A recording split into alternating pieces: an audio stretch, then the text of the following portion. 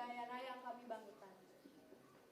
Pertama-tama, marilah kita... Belakangan ini pelaksanaan orientasi studi dan pengenalan kampus atau lebih dikenal dengan ospek mendapat banyak sorotan dari masyarakat dan orang tua calon mahasiswa karena kurang mencerminkan kegiatan studi dan kehidupan kampus. Ospek yang sebenarnya berorientasi pada pengenalan kampus disalahgunakan oleh oknum-oknum mahasiswa senior dengan melakukan kegiatan yang bertentangan dengan pendidikan. Alasannya untuk membentuk mental calon mahasiswa baru agar lebih siap dengan kehidupan kampus. Kegiatan ospek yang melenceng dari konsep pendidikan tersebut menimbulkan keprihatinan mendalam pada berbagai kalangan dan berharap mendapat perhatian dari pihak kampus.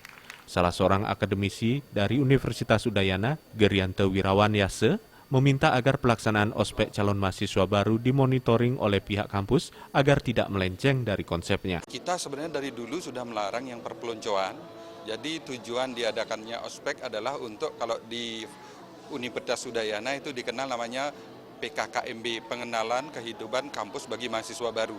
Jadi mereka ingin dirubah image-nya yang dari SMA ke universitas. Kami selalu monitor kegiatannya, kemudian ada monitoring dan evaluasi. Jadi kita selalu adakan monitoring dan evaluasi kegiatan mahasiswa. Nah kalau mereka namanya anak-anak muda, kalau mulai melenceng dikit, kita tegur seperti itu. Kalau udah nggak melenceng, ya sudah seperti itu. Jadi setiap kegiatan ada pembimbing kegiatan. Selain dimonitoring, ospek yang digelar rutin setiap tahun oleh lembaga penyelenggara pendidikan baik negeri maupun swasta harus dievaluasi mulai dari pelaksananya hingga hasil dari kegiatan tersebut agar tetap pada jalurnya.